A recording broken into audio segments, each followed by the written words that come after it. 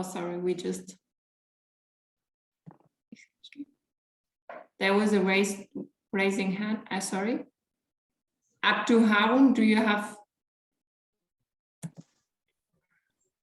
Okay, no, yeah, sorry. So yeah, I just forgot to start the recording. So yeah, again, thank you for coming for this third annual Tangaza conference on violence in Eastern Africa and the Horn, religious contribution to conflict and peace building. So yes, after our first session yesterday on conflict and peace factors in Eastern Africa and the Horn, and the second subtopic in the afternoon yesterday on dimensions of gender and religious minorities in conflict and peace building, we will dive deeper today into our third subtopic, which will be a lack of reconciliation of historical injustices and implications for current conflicts. So in total, we have 4 presentations today in the morning, and I would like to introduce our moderator of this session, which is a close friend to our institute, and it is Dr. Vayumi Churo. She's an educator in Tangaza University College here in Nairobi. Her areas of interest and research areas are African culture, spirituality, religion, and well-being. So she has published in this area over the last 20 years. She's currently serving as the Dean of the School of Arts and Social Science here in Tangaza, which collaborates with our institute, the Institute for Interreligious Dialogue and Islamic Studies, in various matters, especially recently in the activities of transitional justice and trauma healing, where we are currently finishing a webinar series and with the aim to establish a center for trauma healing together with Professor Hodan Isse, who will be also a speaker for today's session. So welcome, Dr. Churo, and the floor is yours. Thank you very much, Susan. It's a delight for me to be in this conference and to help us move forward. We had a great day yesterday, and it looks very promising for another great day today. So I want to welcome everyone who has already showed up, and we hope that the others are going to find their way in really fast, because we are going to enter into a really interesting topic with people who are knowledgeable about what this is all about, lack of reconciliation. I know that to get here, to be here ready to start our session, everybody had to get over something. And so I want us to take a moment of silence just to catch our breath and to be mindful that, in fact, we are in the presence of the divine at all times. So let's take a moment of silence, mindful of the gift of life.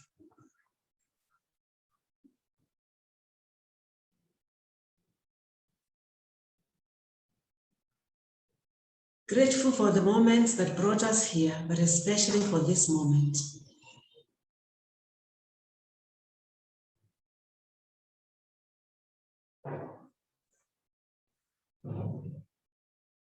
And let us accept that this can be a moment of transformation as we listen internally and we listen among ourselves.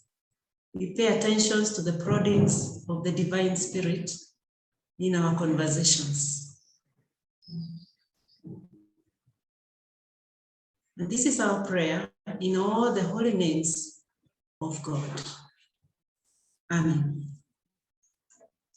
So welcome again, and I don't want to take too much time. We do have 4 speeches coming, and we need the time for them. So allow me to immediately go into introducing our first speaker. And I hope, Susan, now that Professor Hodan is back, we are able to use the order we had before. Is that correct? Yes. Okay, so I would like to introduce my very good friend and colleague, Professor Hodan Isse. I hope, Prof, you'll be able to open your camera in a moment Professor Isse is a research associate at Tangaza University College under the School of Arts and Social Sciences, but she's also an emeritus professor of the School of Management at the University of Buffalo in New York. She is also founder of the Transitional Justice and Trauma Healing Center in Puntland State University. Her expertise is in international economics, economic development, gender inequality, and trauma healing, as well as transitional justice. Together with the School of Arts and Social Sciences and the Institute for Interreligious Dialogue and Islamic Studies, as you just heard, she is in the process of initiating and establishing with us a Center for Trauma Healing, Transitional Justice and Trauma Healing in Tangaza University College. So you can see we have someone who is well exposed and very knowledgeable from a variety of perspectives and with depth of research. And so we are very privileged, and I want to invite you, Professor Hodan, to make your presentation. Karibu.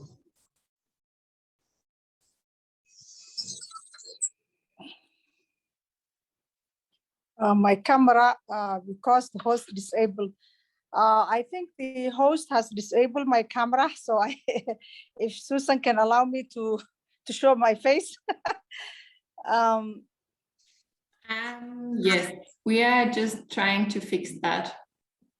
No problem. So let me just sort of start, or should I wait for the camera? Just try to open it again. Open it again, okay. Let's see. Whoa, it's there, okay. Ah, there you are. Lovely. Lovely, thank you. Hi everyone. I want to pass my regards and thank and my gratitude to the center, IRDIS, and whoever has been part of this beautiful gathering conference. My name is Hodan Issa, as Dr. Juru said. I would like to start my presentation. In fact, when you talk about conflict and tragedy, we don't look anywhere except this region.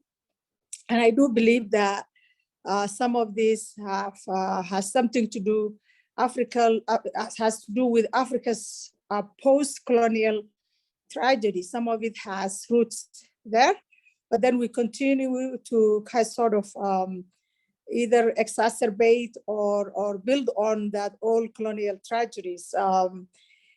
Sometimes I question myself before I even get to reconciliation, because reconciliation has been overlooked by many.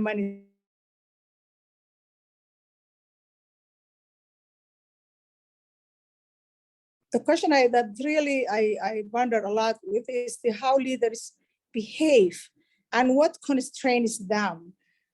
Because we're talking about tragedy, conflict, civil war, armed conflict, lack of peace. Well, what constrains human beings? This is a religious institution. People have religion, they have faith. There are things that are forbidden. There are things that are okay. There are things that might be in between. So it's personal choice. But at the same time, it's not only the personal choice, it's also what constrains them. The rules, regulations, institutional infrastructure, be legal, be institutional, be regulatory aspect of it. And of course, you have the internal regulation of the self, which has to do with the faith and the manners and the culture and the norms and so on and so forth. So I think we should look not only the post-colonial tragedies, we have to actually look at our behavior, not only just actually the leaders, but also the mass, because the leaders will lead. I always say the country will, if you want to rule the country, the people you are ruling, the way you rule will represent with the peace. Actually blame conflict and lack of reconciliation on our leaders, but also it's good to look at their traits, their patterns. So to me, we have to question before the reconciliation where that sort of leadership comes from. I said it's probably post-colonial legacy that has been passed to elites who actually have not only inherited some of that behavior, which is not African way, but also added to it. And all sorts of theories are out there these days, the big man theory, the network, and so on and so forth, that can be talked about another time with more time. Just going back to this reconciliation, first of all, I like to talk about why do we need to reconciliation? What has caused all these problems first? I would like to talk about specifically the issue of transitional justice. When you have an issue of transitional justice that hasn't been addressed or problems has been added to it, then of course, and I will take an example of Somalia today. I can actually pick examples are many, it's abound, because you can see what's happening in Ethiopia, unfortunately, what's happening in Sudan, what's happening in Somalia, even though Somalia looks today a little bit better compared to what's happening in the region. I have to say Kenya, thank God it's stable at the moment, and I hope with the pre-election fever, hopefully we remain calm and peaceful, and so on and so forth. So why do we talk about reconciliation? We are talking about reconciliation because there has been historical injustices. Let's forget about the post-colonial injustices, but injustices that can come from the way we rule. Okay, how do we govern? Responsibility, what sort of responsibility? Do we think about the consequences of our actions? I would think about the sense of service we have. What do we talk? How do we deal with the governed? We have so many unemployed youth. We have women who are suffering. Not only being lots of single mom that Africa has produced, particularly this region, we have a lot of unemployed youth that can be weapons of mass destruction. They are actually, some of them are traveling outside their country to find jobs, but sometimes die in the high seas with countries that have been more worse, maybe even worse than what we have in terms of discrimination, in terms of nationhood, in terms of culture, in terms of so on and so forth. So we have to look at all these things and ask, and I think before the reconciliation, we have to talk about the transitional justice issues that brings about this whole historical tragedies. So let me just talk about basically a little bit on each of these. I think governance is a part and parcel of what we're talking about. Governments need to establish programs, whether it's reconciliation programs, whether it's transitional programs. We have to identify what is considered to be what is justice, social justice. And then we can avoid what is not social justice. But if we cannot discriminate what is just and what is not, and it's all about justice, whether it's coming to resources, and I am an economist, I always sometimes kind of lean toward the economic justice sort of things when I talk about unemployed youth, and how do we reconcile having so many unemployed youth with countries that are rich in resources, like agriculture, mineral resources. We are probably among the richest in the world in terms of what we are endowed, what God endowed us. But we are considered why we are the poorest in terms of what we can do for our people, our vulnerable people, our poor people, our disadvantaged people, our disabled people, our youth, which are supposed to be the potential and the promise for the country, have become the problem, either gang or pirates, or they join some sort of Al-Shabaab or other kinds of these groups. So we have to really look at the root cause of these transitional justice issues. And we have to they say that we have to look at these homegrown issues. Yes, there are historical injustices that we have inherited from the post-colonial, pre-colonial, post-colonial, and now.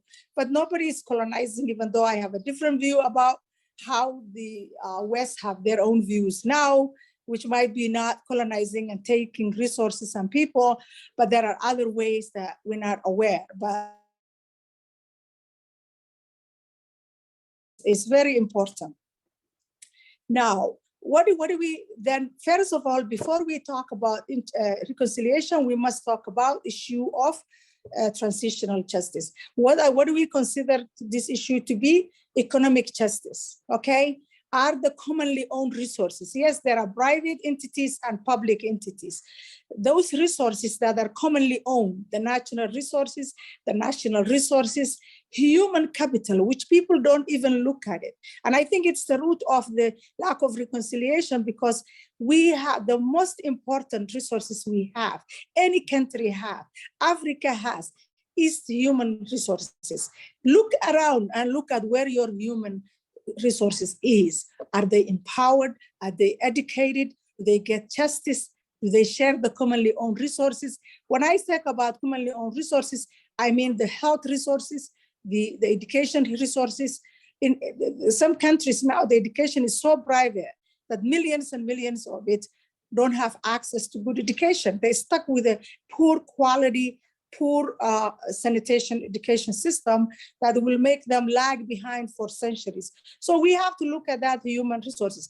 We have to deal with other resources called foreign aid, which I think is problematic for Africa. There is no country in Africa that has benefited from foreign aid, particularly government to government aid.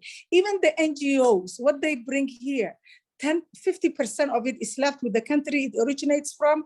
Another 30% stays wherever they base, another 10% goes to the region allocated for it, which actually creates more parallel institutions with government institutions and not help unless the government takes very strong planning. So it's really complicated. When I talk about reconciliation, I feel like we're just talking about the illness without talking about the symptoms. So that is some of the things I want to spend my time. I think I already have taken enough time, but let me just talk about the youth. So as I said, youth is the most powerful resources that we have. How we can reconcile or make reconciliation with our youth, what they need, their aspirations, and how we will invest them, how we're going to empower them in education, in IT. The world is going to digital now, and our countries are not prepared for that.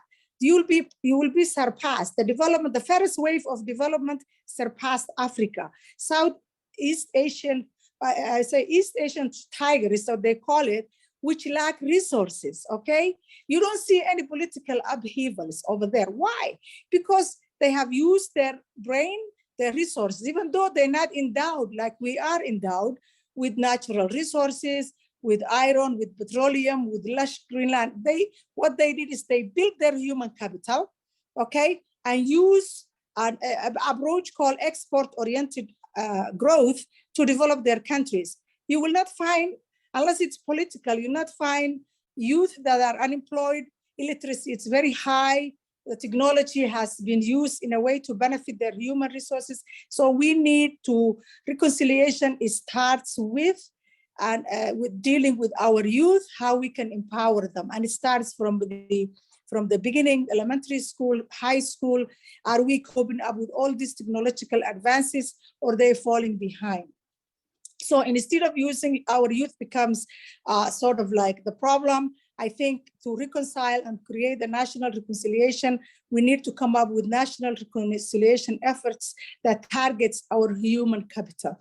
Okay, and that is dealing with some of the transitional justice, because most Africa, 70% of their population are these youth. The second group are women, which I'm not gonna I can't give justice to what women deal with on a daily basis. Poverty, raising the kids alone, single motherhood is becoming the norm. In fact, in the world, I've been in the US, I have many friends who, but it's when woman is empowered and they're able to raise their kids economically, that's not as bad as it is here when women have to struggle between raising kids and earning income for them so they can go to school, or they can have a shelter, or they can do something meaningful for their kids. So you can see you'll always lag behind if the setup is like that. And it's not actually, it's man-made. I think it's not, I can't say it's by design, it's a tragedy, but it's really something that we have to address it before we even talk about national reconciliation efforts. On the other hand, some of the things related to women also relates to children and relates to elderly, relates to the people who are disadvantaged, minority, all sorts of things. But so that is one thing that I think we should look at, and all rests back to addressing the issue of transitional justice. They are traumatized if you don't. So economic injustices, do we have equal access to resources? What about the political injustices, which comes to also, again, 70% of the population. When you add women to it, it's even more. Do they have access to political offices? What is the impediments? Do they have the resources to compete? Absolutely not. So the gap will be wider and wider.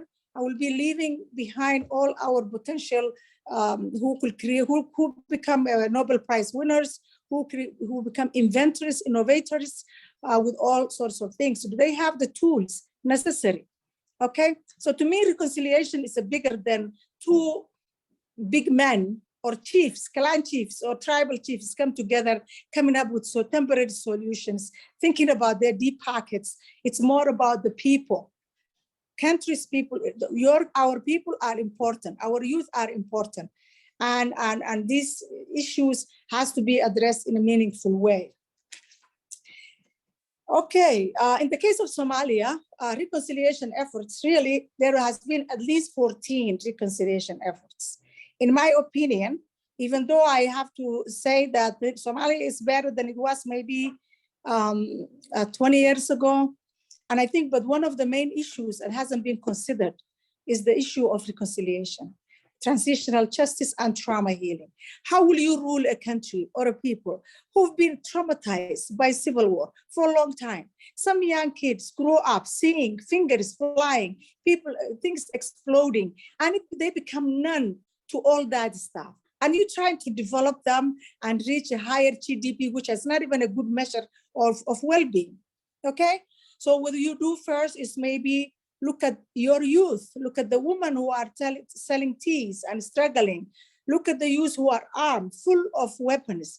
How do we disarm them? How do we demobilize them? How do we integrate them to the society? So in my opinion, in the case of Somalia, since I'm very close to that, national reconciliation efforts include the disarmament, demobilization, and reintegration of former combatants and youth and other groups affected by the war, as well as the rehabilitation of basic services and infrastructure, education, health, and so on and so forth. So for us to come up with a very strong, effective, and efficient, with enforceable laws of reconciliation, trauma healing, and transitional justice, especially to end the post-war conflict. How do we do that? We really, in the case of Somalia, I always say we put all our baskets we put all our eggs in the political basket.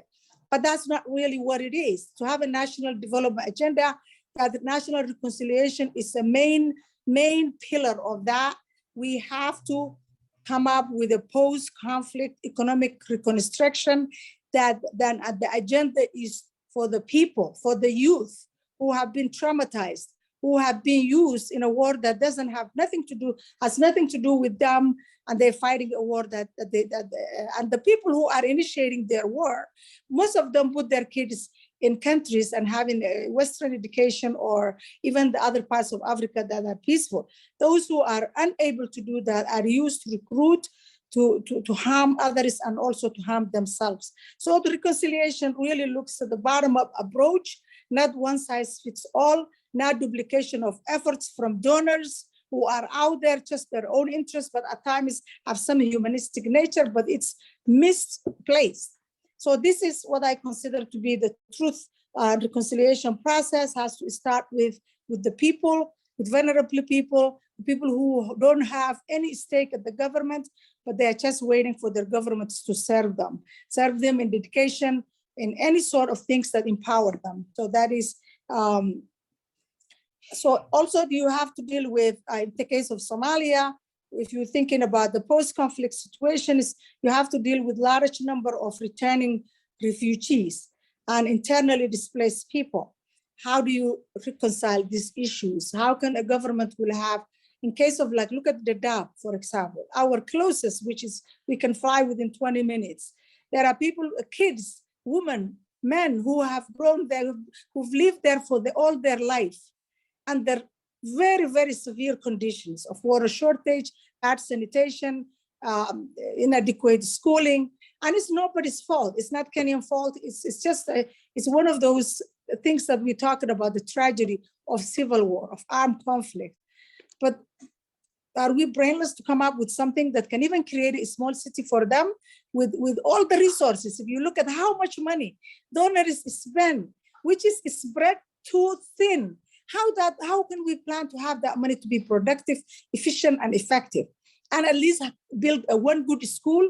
One good school is enough. It's only 500,000 people. One good health is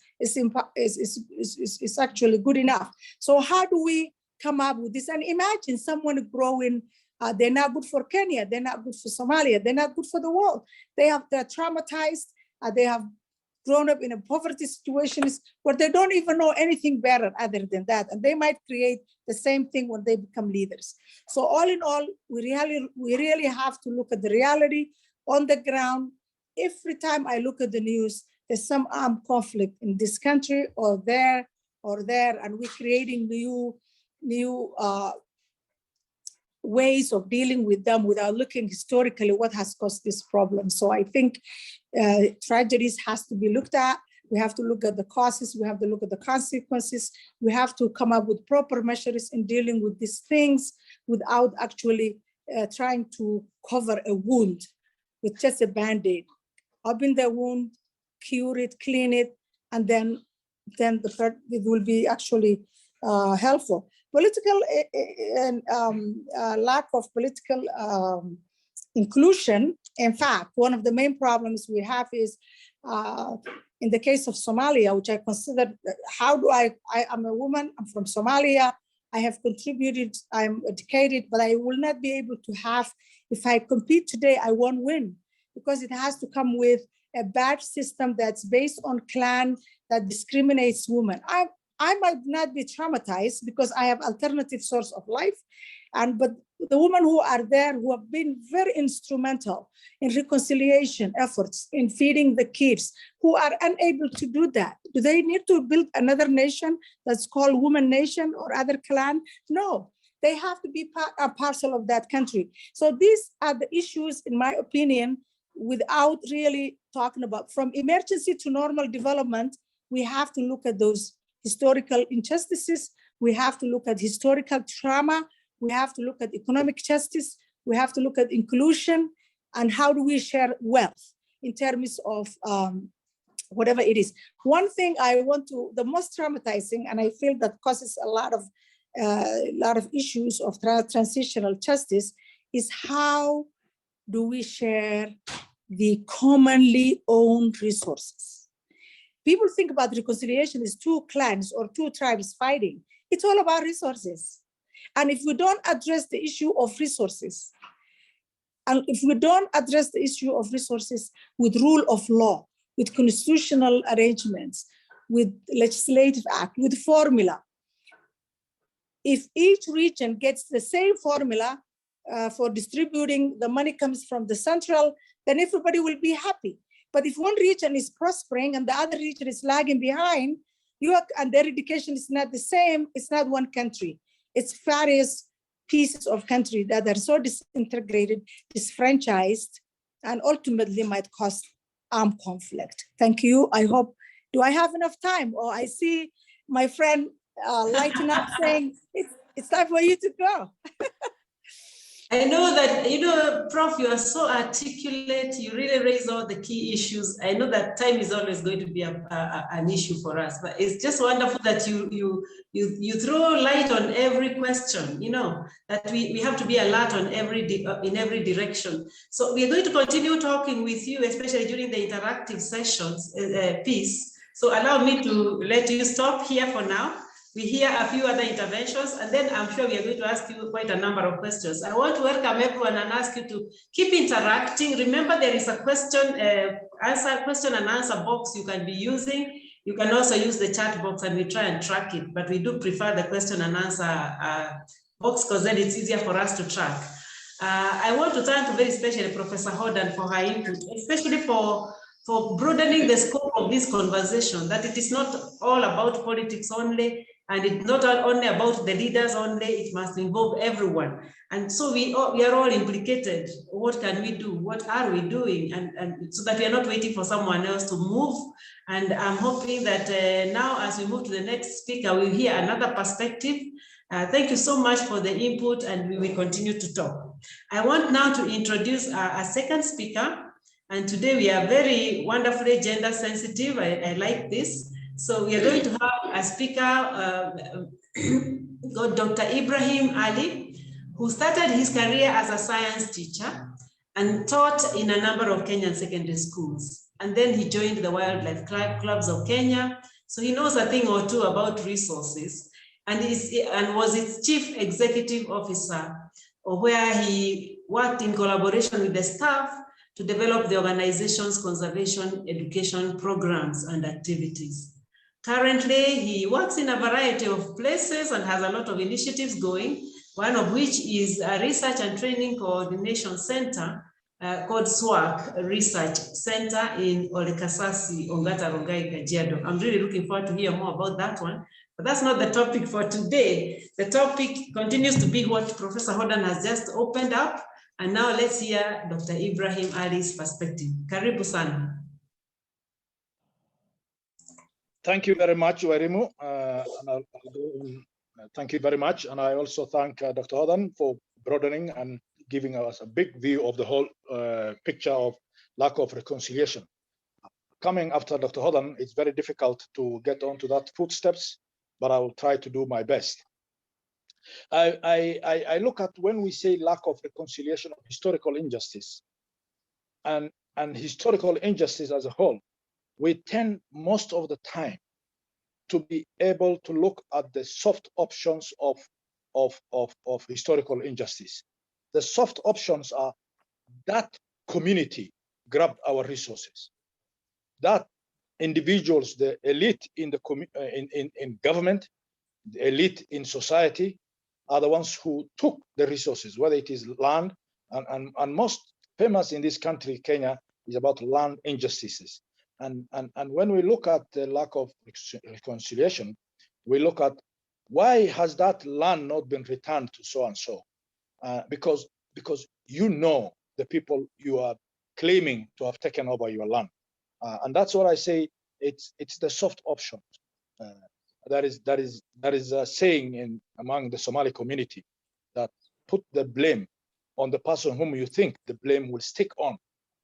If I know that Wairimu is the one who grabbed my land, it's fairly easy to say that, and I can keep on complaining that Wairimu took my land.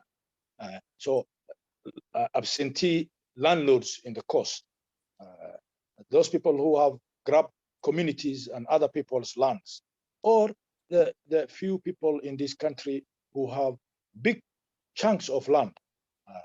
Fortunately, the constitution of this country attempted to address those issues, but did not finish it as a whole, because the concept of minimum land acreage and maximum has been raised in the constitution. I don't think we have been able to resolve that article. What does it mean to have maximum acreage and minimum acreage? But today, my brief talk is going to talk about injustice that we have not considered because we cannot put a face on it. And my talk is injustice by science. Wairimu said that I was a science teacher, yes, and I'd like to go on that side. Injustice by science on communities in these countries, in the developing world. And what do we mean by injustice caused by science, or misuse of science, or misuse of science? And I want to particularly today use my time on just one particular case. And I want to take my case on the use of conservation in African countries. Conservation as a science has been used to deprive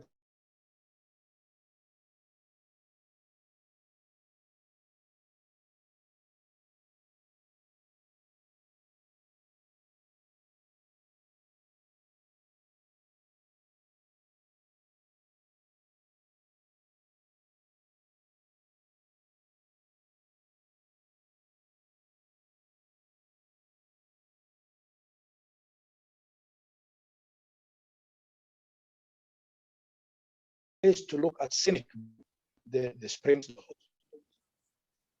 the hot springs, the rock formations, the geological beauty that is in Yellowstone, and describe a place was to be described as wilderness, and wilderness as a place where man and woman is the temporary visitor. That has been born and brought to Kenya. And when the first national park was started in this country, which is not, which I am actually, the center where I work is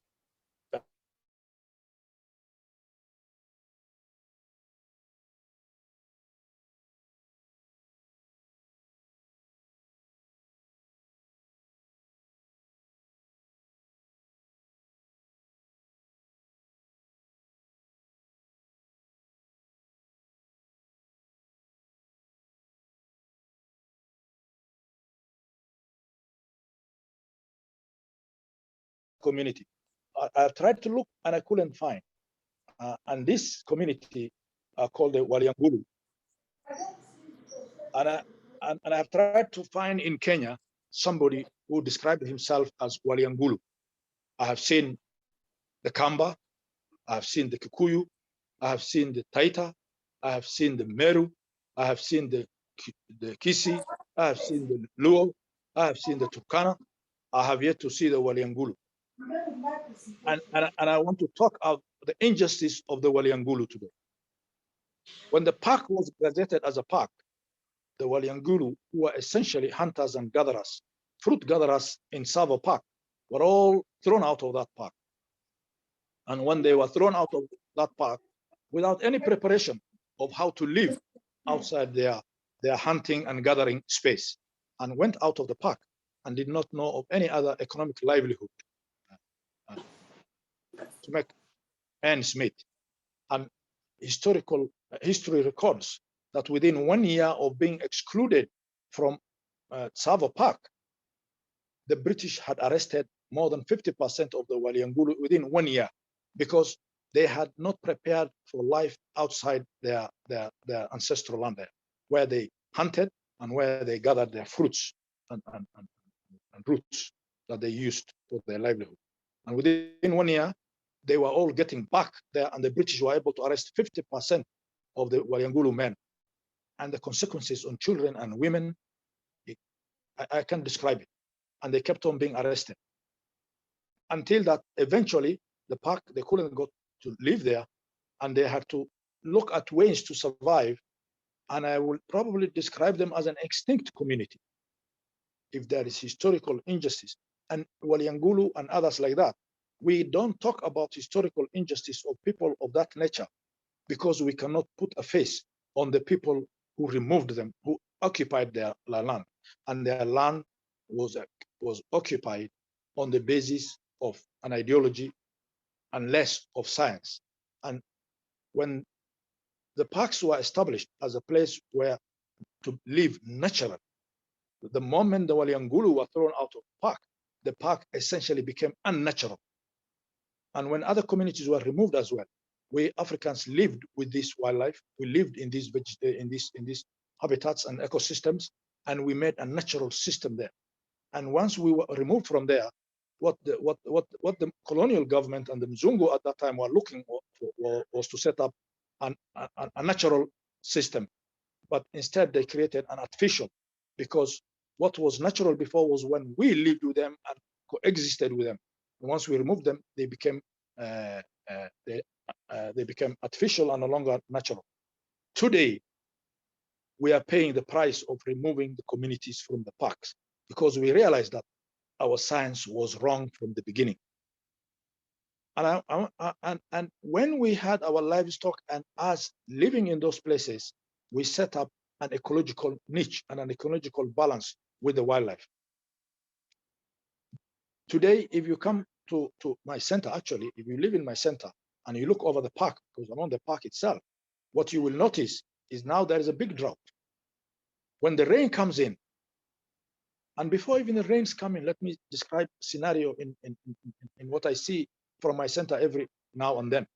Is the Maasai always invade the park during these times of drought. And and as they invade the park,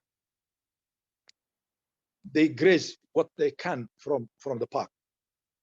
And many nights they used to graze at daytime, but during the daytime they found out that they were arrested quite frequently. So they took the concept that we use in Swahili at night, serikali inalala. For those who don't speak Swahili, it means at night the government is asleep. So the Maasais invade the park at night. If you go right now, or even tomorrow morning, early in the morning, you will find them. They have driven their cars into the park, Nairobi National Park, and I'll see them from the center. And once in a while, I ask some of them. Every night you come out in the morning complaining that 2 cows have been eaten by a lion. Why do you lose your cows to the lions? And they said, we're willing to give 2 or 3 cows every night, because if we don't take them to the park, we lose them all because of the drought outside there. So we don't mind losing 1 or 2 cows every night to the lions, because at least some will survive by getting some grazings there. But the science that is important about that invading of the park is that the cows are able to graze a certain variety of grasses and introduce into the park what was lacking from the parks, the grazing succession. One herbivore grazing one particular variety of grasses and species and leaving the other one for another one, so that the land can regenerate again, is what is lacking. Now, when they invade there and I look at it, for me as a person living outside the park and viewing the beauty of the park, times like now, I am longing to get the rains to come in, because once the grain comes in, the cows have already grazed all the hardy varieties of the grasses and allowed and urinated there and put their dung there and established another, gave opportunity for fresh, sweet, soft grasses to emerge immediately after the rains. And when that happens, in front of our center, we get all the herbivores and all the carnivores that follow them at that point, because that place becomes the spot with the best grasses. I've always had in geography what I used to hear in South Africa, the sweet veld, some sort of sweet place where all the animals come and graze.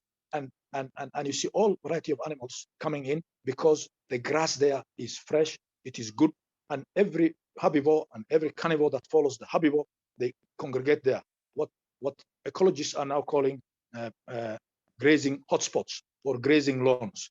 That is the science that we are beginning to learn after we have excluded humans from the parks. And in my presentation today, the Waliangulu never complain because they can't blame science. They can't blame the government because of the so-called the park as a common good for everybody else. So I will be very happy anybody can tell me whether, you know, I'm told when I inquired, I was told the Waliangulu have been absorbed into the Kamba, into the Taita, and they claim to be Taitas, they claim to be Kambas, and they no longer identify. And even worse than going extinct is worse is losing your own self-identity. So the lack of reconciliation there comes as a result of not being able to challenge science, is not able to place a face on those who did injustice on us. So I would like to say some of the historical colonial injustices and that was perpetuated and continued by independent governments is that use and misuse of science. Thank you very much. I'd like to stop there. Oh, brilliant, brilliant, brilliant presentation. Mind-blowing for me, I must say. Never thought about that, and the parks and how the relationships between ourselves and the animals need to be restored. So these historical injustices going across to our ecological relationships. I am delighted by this exposure. I hope other people are having many aha moments in these presentations. That for me was really, really special. Thank you very much, Dr. Ibrahim. I continue to encourage the attendees to put in your comments and questions in the Q&A section, because that will enrich our conversation. And now I am ready to introduce my very good friend of a long time, Elizabeth Kanini. Today we have such wonderful variety.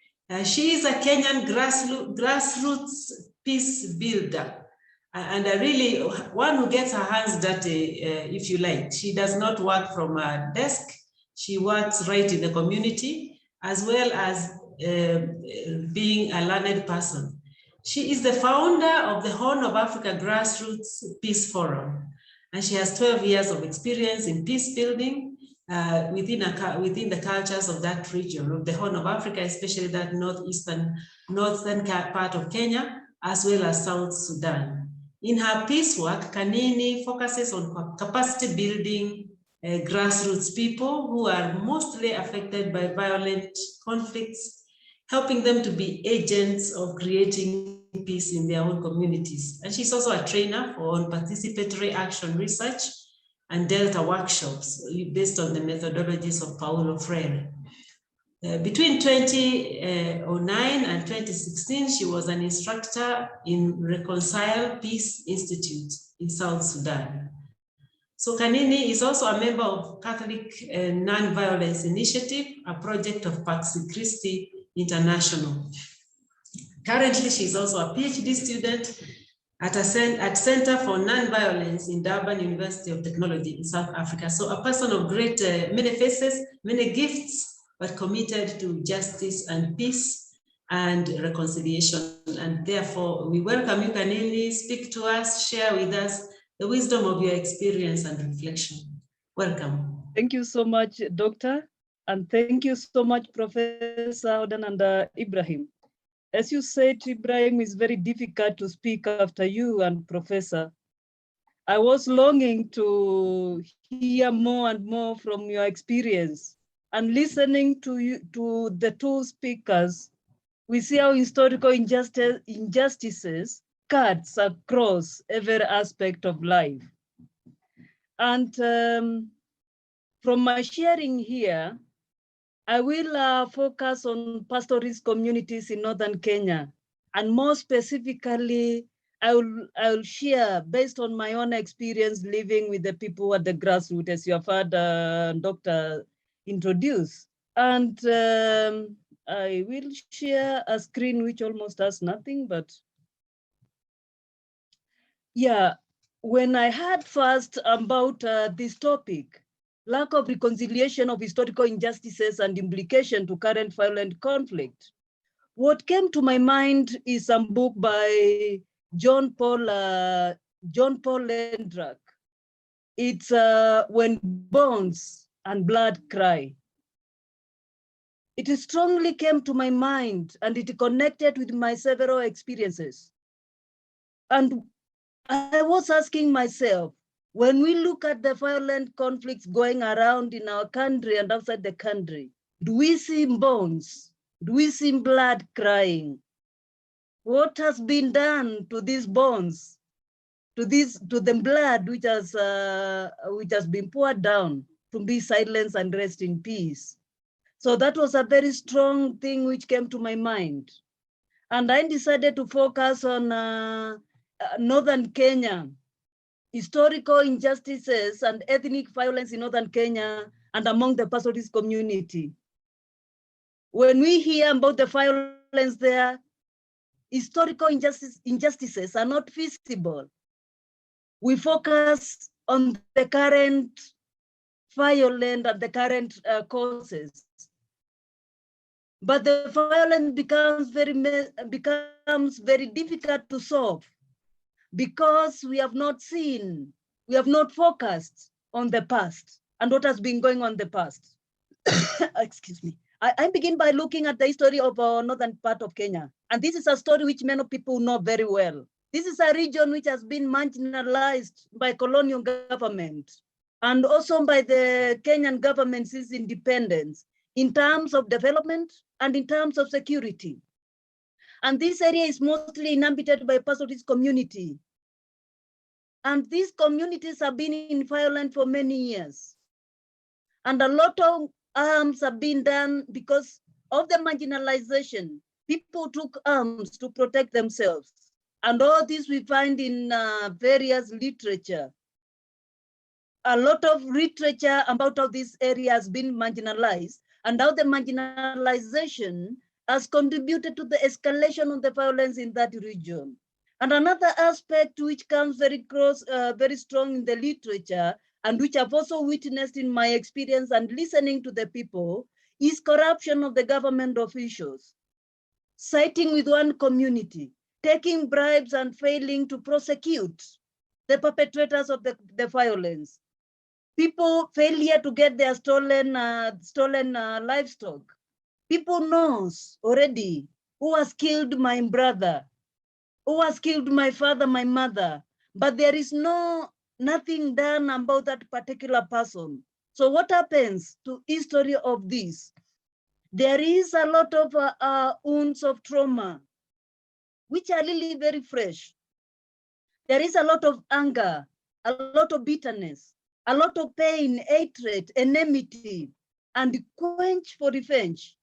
Because it's only revenge which can make people satisfied. And I will share a bit of that in my experience down below. So you find it's only through people revenging where they will get a bit of relief. And what happens to the revenge? It is handed on from generation to generation. And this leaves the violence continue going on and on. I remember in some ethnic group, revenge, if for instance, my father is killed and I'm a son, and I'm even a very small child when my father was killed, I'm informed that your father was killed by this particular community, and it is your responsibility to do what? To revenge. So you grow knowing, one time you'll go and revenge for your father. The clan lives knowing, we have to revenge for the person who has died. Therefore, when we look at such kind of a situation, how it has left the people, the marginalization and the corruption has become a big block to reconciliation. And it has produced the two preconditions of protracted conflicts, which we see mostly in northern part of Kenya. And as you have heard, I have an experience living with people, not in towns, but in their homes. And I've lived with people who have been affected by war. And I went to live in their families. And I've lived with them during when even the violence is going on. And what I've seen, when people hear about pastoralist conflict in northern Kenya, or they assume these people are fighting over natural resources, they are fighting because of water. But there is more than that. Whenever an attack, I saw it myself when I'm in the village, whenever an attack comes up, it brings up, it triggers, it renews the wounds. People start screaming. If, for instance, somebody has been killed, then a lot of people will remember their relatives who have been killed. If livestock have been stolen, they remember with a lot of pain, a lot of livestock which has been stolen from them, and nothing has, excuse me, nothing has taken place.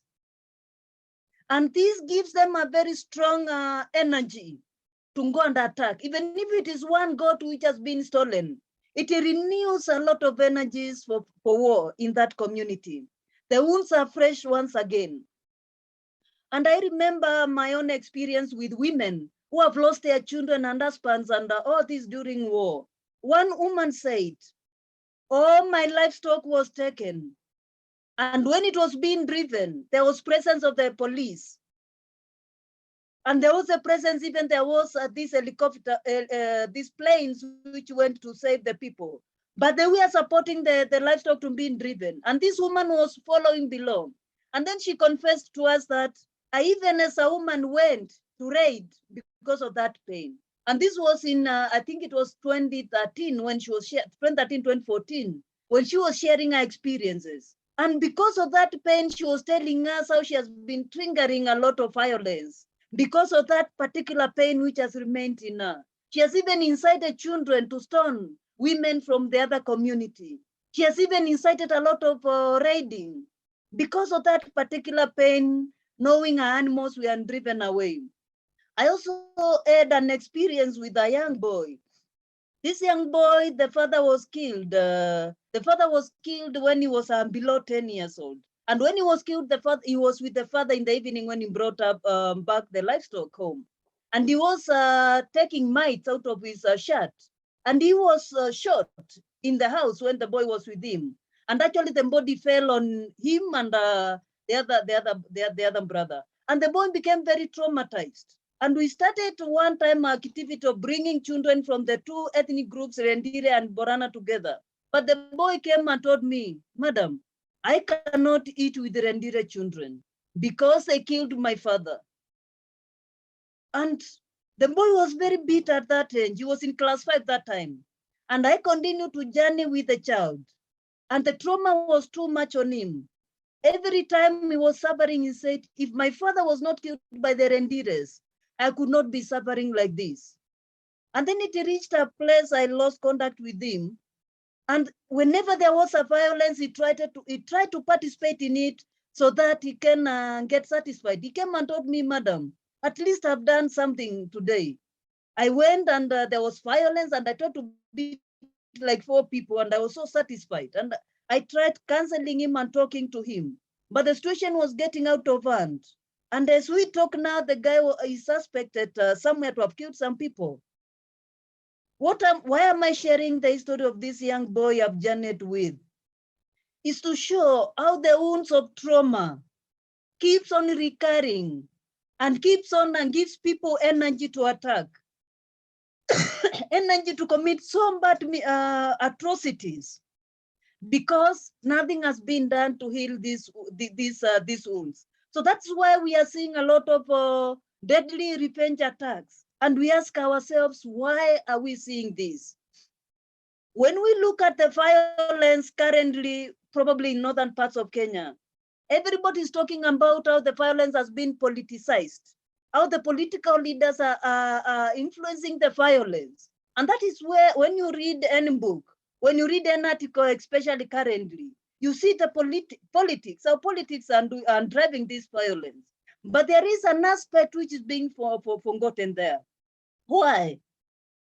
John Paul Lendrak, in his book, Building Peace, Building Sustainable Peace, he says that where people have experienced a lot of violence, they have a lot of hatred, they have a lot of fear, and they have this strong image of an enemy, they become very extremely vulnerable to any kind of influence or any kind of manipulation. And I like John Paul Lendrak because he has spent his years, his life, working at the grassroots community, working with various communities in the world. So, and this is what we are seeing even in the current violence we are facing. The politicians take advantage of these past wounds and they try to ignite the wounds. And then people start fighting again. If they say, I'll give you back the land which has been taken from you. If they tell you this community is stealing this and this, you easily go to attack because you think you are being supported by the political leader. And that is why we see, yes, the violence is political, but there is a lot of historical injustices, a lot of wounds, a lot of pain, which is not being spoken at. And this is the reason why, when we focus on the current causes and we forget about the historical injustices, then we fail to heal. You see, most of the violence, how is it being solved? When Borana and Gabra killed each other in 2013, there were a lot of agreements which were done by the political leaders. And the question is, what happened to the local people to heal them, the grassroots people? Did the agreement trickle down to heal the grassroots people? No. And what is currently happening, there has been a lot of, what we see is there are a lot of peace meetings taking place in the big towns, but are the grassroots people included? And this peace gathering mostly take place during the war. And then after that, there is no follow-up to heal the people. And that is why we see a lot of recurrence of this violent conflict. We think we spend so much money solving the political violence, and we forget the historical injustices. Then the war comes up again. Something small triggers the war. One goat triggers a lot of killings, because it kind of brings up the pain which has not been healed the past. So this perception of the way you perceive the violence is the way you solve it. And mostly this violence has been perceived only as a resource-based violence. And that is how people have gone to solve this violence. It has been perceived as a political violence, which is true, and which resource is an aspect in it. But the historical injustices have not been healed. And then, what is the way forward? I have a lot of passion dealing with the grassroots people, because they are majority in the society, and they are the people who fight. They are the people affected by the violence. However, and still they have a lot of potentials. However, they do not recognize their potential to build their own peace. And I like this book again, When Bones and Blood Cry by John Paul Lederach. John Paul Lederach gives experiences of how the grassroots people spearheaded healing processes in Liberia. We know how the war in Liberia was.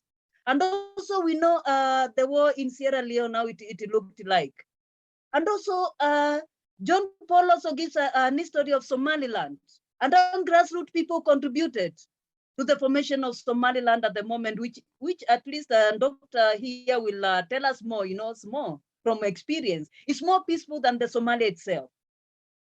Therefore, there is a lot of hope with the grassroots people.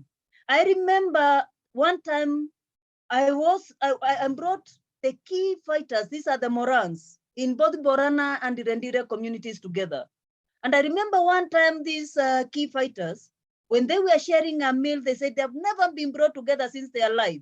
And they are the ones who fight in the forest. So when they were brought together, they were fearing each other. And slowly after our interaction, discussion, they started talking together. And they accepted to share a meal together. And one time when they were sharing a meal, one Moran recognized Rendire Moran recognized Borana Moran. And then he asked me, do you recognize me? He said, yes, I recognize you. Do you remember where we met?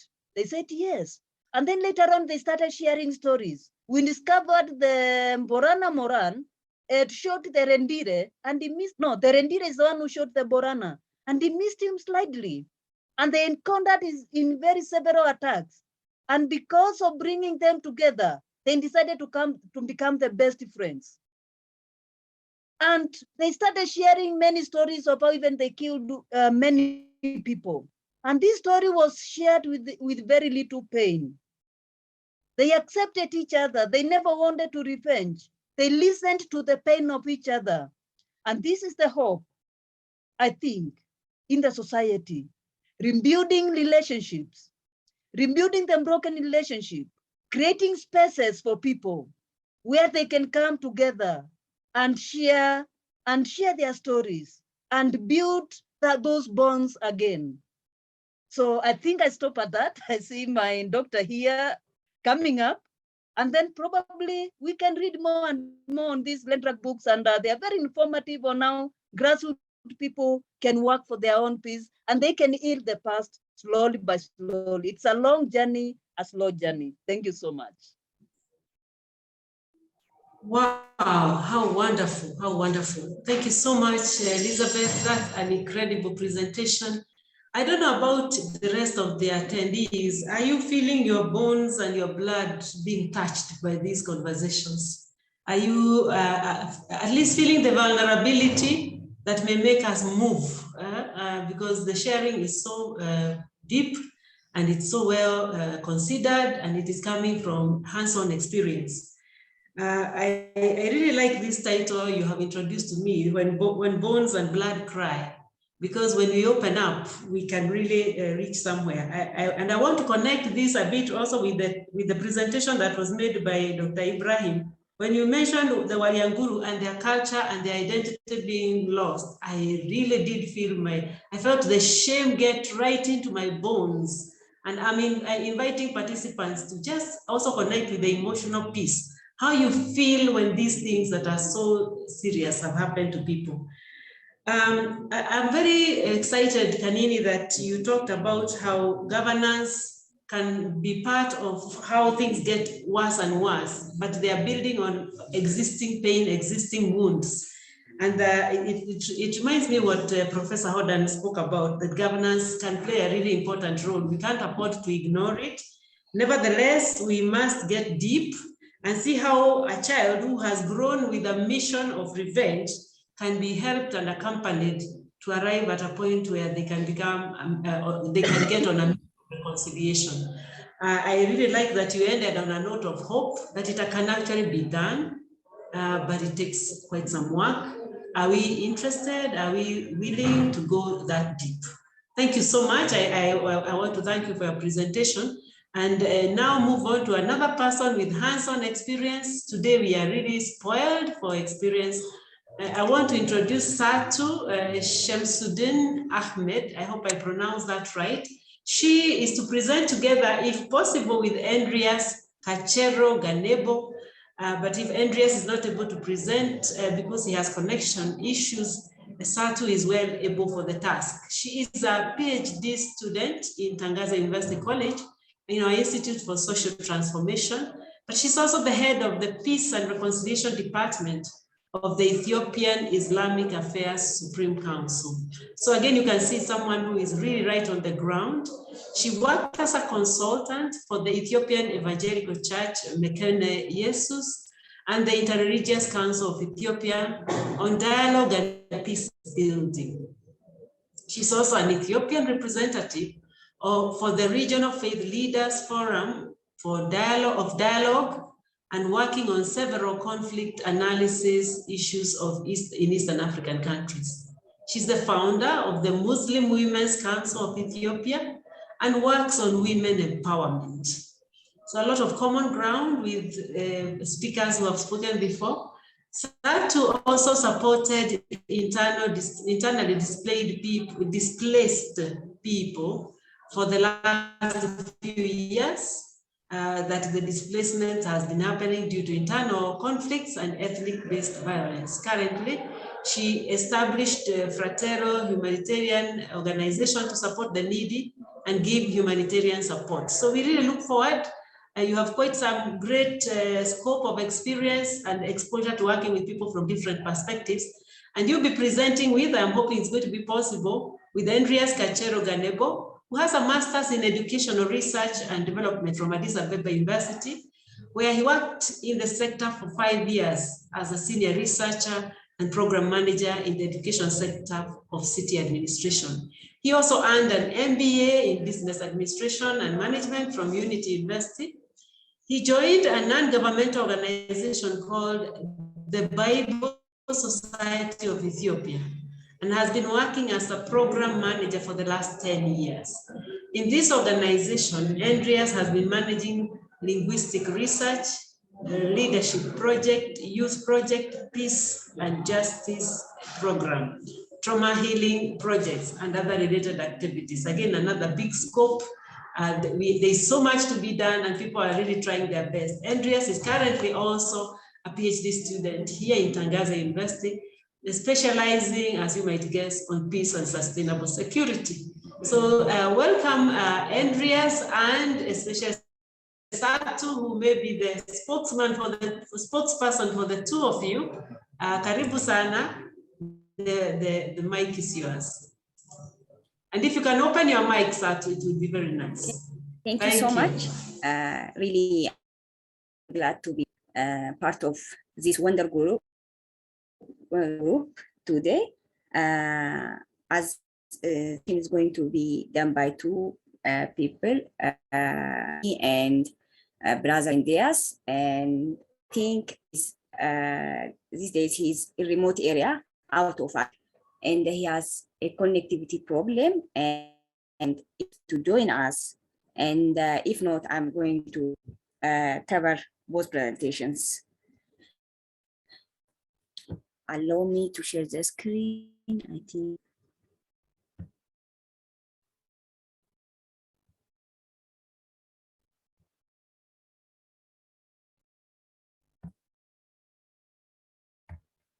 we are going to cover the area called lack of reconciliation of historical injustices, implications for current conflicts.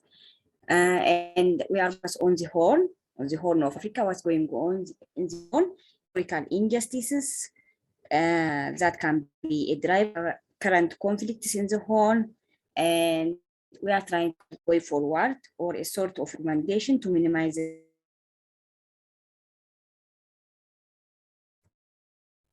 Overview of the Horn, what's going on the Horn, what's the reality on the ground. As we know, our sisters, Sister Beth and Professor Holden and Dr. Ibrahim try to present what's here in the Horn in short and brief way. This is just a continuation of it. I think it has continuity and interlink. What's going on in the Horn is the Horn in Africa is most impoverished, war-torn, and that has gaps that we are seeing politically, economically, and religiously. We are seeing a huge leadership gaps and governance. Resources are not well managed in the Horn, and recently we are seeing that the Horn of Africa is one of the failing region in the continent if conflicts continue like it's going now. And also it's one of diversified societies, ethnically, ideologically, religiously, and politically. The counter-induced trauma that devastated the stability of the societies. We are looking at how this trauma and injustices are creating a mess in the Horn of Africa. Then that leads failure of reconstructing and reconciling that to internal wars. The Horn express interstate wars and armed conflicts, intrastate wars, intercommunal conflicts, and colonial approach, and hegemony of nationalism, violent religious extremism, radicalization, fundamentalism.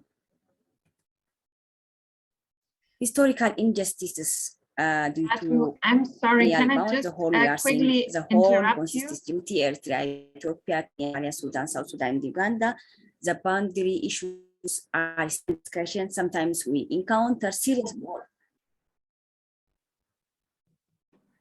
We can't see. Can you just click the PowerPoint through, because we are always seeing the front page of the PowerPoint presentation. Okay. I'm sorry for interrupting. Pardon me? Sorry? Yeah. Don't worry. I'm going to share it again. What about now? What about now?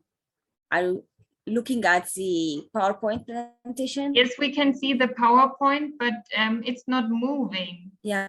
So what? Oh, okay. We always see the first slide. Now we can see it. Perfect. Thank you very much. Okay.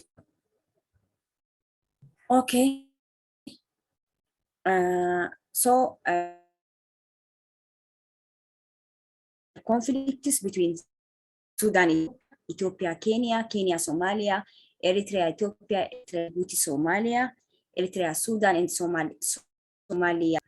And this is also another issue that needs focus in the Horn. And historic injustices and colonial injustices are encountering today in the Horn is there are several reasons for that. One of them is neocolonialism, a system that introduced independence. It covers social, political issues, cultural, psychological, ideological, imperialism, and globalization, as we are looking at it today, and issues. Previously, to give us a lot of issues in relation to economic issue, and we are looking at the current issues that is happening in India on AGWA, African Growth Act, and how the world is to bind Ethiopia and to make AGWA as an opportunity for Africa, and try to create lots of places, lots of areas and regional blocks that we are like GATT, NEPAD, ECOWAS, and others. And we are seeing another reason as science and technology space, cyber issues, and cyber issues can be negative, and industrial initiatives. When we look at industrial initiatives, it's given to us, and it is, they are telling us it's a good initiative for us. But we are looking at increasing unemployment, user exploitation, foreign direct investment, deceiving mechanism, and that triggers conflict in recent times in Africa. And brain system, human capital, human migration, that is an issue of human security in Africa. And we are looking at aid and motion, and this all can lead to continued and war, and mostly proxy war. Then we are looking at exclusion. When we say exclusion, we are looking at one ethnicity or one group is dominant over the other, and the other one is going to game in one country or in region, and that's also it causes another issue that becomes a reason for conflict. And also ethno-national hegemony in the Horn of Africa is also another race we are looking at it in the Horn. And that's the dominating that one group is going to dominate the social, political, cultural, and economic environments that gradually generate conflicts among society. Then we look at historical mistakes and domestic competitions, and how we are going back and forth the historical mistakes. And then we are looking at system injustices, that's most of them doesn't put mass opinion. And we are looking at how African governances use previously feudalism, communalism, and now they are using patrimonialism and capitalism. All is Western driven. There is no any contribution of African economic way of development. Then also there's not much attention paid for society's indigenous value, and we are missing the golden opportunity. We are looking at our indigenous value. Then questions of national identity, Dr. Ibrahim raised previously, and self-determination is ignored. And we are trying to build one identity and ignoring the beautiful diversity at the same time.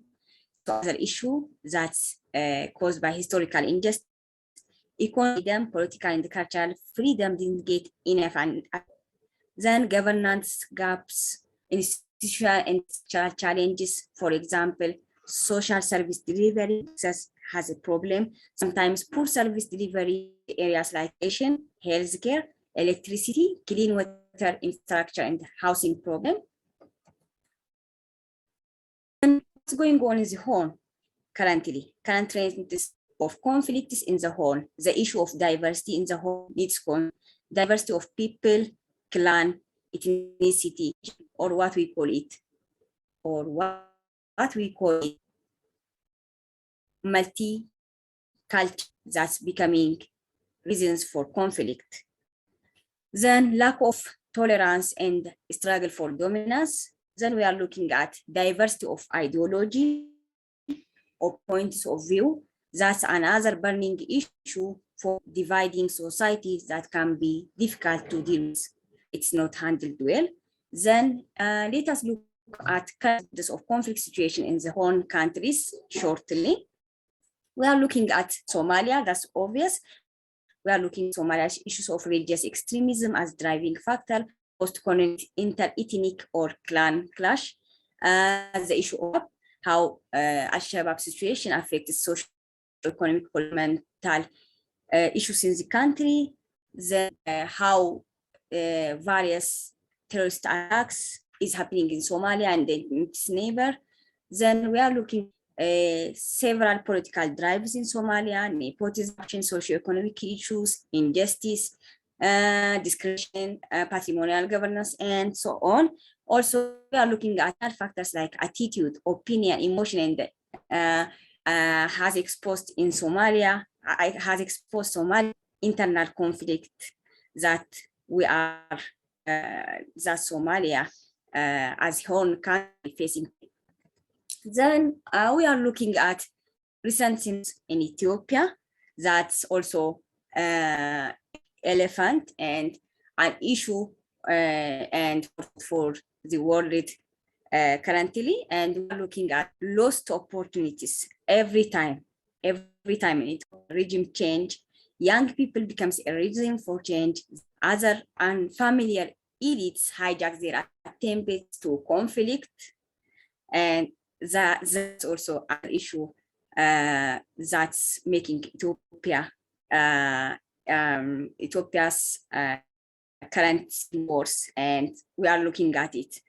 And the situation in Ethiopia is really complicated, and looking at several narration for similar things, how the outlets present it. We are looking at national and international medias, and we are looking at similar situation, different narrations, and that's all difficult situations that the country is facing today, and several stakeholders at national level and international level. Even at national and international level, divided interests and stakeholders. Several interest groups within the country, regional and international, plus multinational corporations, United Nations, National Monetary Fund, World Bank, and the EU interfering with the country internal issue and how it is in trouble with the internal world. And we are looking at after the regime comes to power with lots of hope and with lots of mission to transform the country, how the arrest and rearresting of opposition politicians continue, then we are at the two opposing ideologies in the country, the unitary versus the federalist ideologies, and historical issue that injustices that is done to unite the country, and how the current prime minister also is trying to unite the country before talking about transitional justice, before talking about inclusive. Also, it's another issue that is becomes reason and the catalyst for the recent conflicts. Also looking sadly how politicians and elites who propagate the war are safe, but the population of Tigray, Amhara, Afar, and the region are suffering from rape, mass killings, destruction of institutions like social services, schools, religious sites. Also, we are looking at displacements that never happened in Ethiopian history.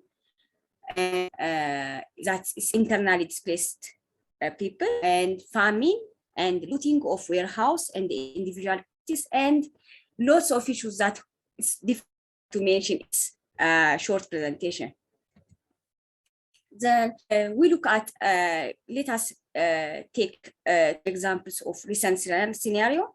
This is historical place before conflict. Najashi, the king of Habasha, in which the Prophet sallallahu alaihi wasallam sent his companions to be safe to Africa, as hist entry. Then we are looking at this beautiful mosque and historical place destroyed, and now of Najashi that found in Tigray region in this situation. That's really heartbreaking. Also, we are looking at Lalibela historical church that Fala city, Lalibela town in region also becomes a camp for TPL force themselves and to organize themselves. And also Lalibela is registered by UNESCO as one of historical heritage of Africa. And this is really devastating.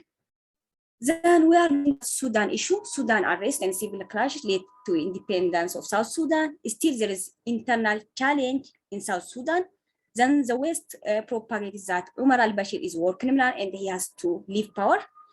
Then we are looking at what happened after removal of former president. Then the uprisal of the people, and then how Abdullah Hamdok took power, and how several coup d'etat has taken place in this single year.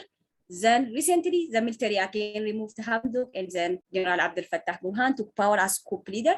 Now Sudan is going to be led by military until 2023 election. So shortly also, when we look at the issue of Djibouti and Eritrea also under arrest, and there is internal tension, but things are kept by force. Also, we pray and we hope that our Kenyan brother is not going to face the same issue in the next 2022 election. Then, so this is going to be an assignment for all of us, and something we have to think over it. So what do we expect, or what's going on to happen in the Horn if things are not managed?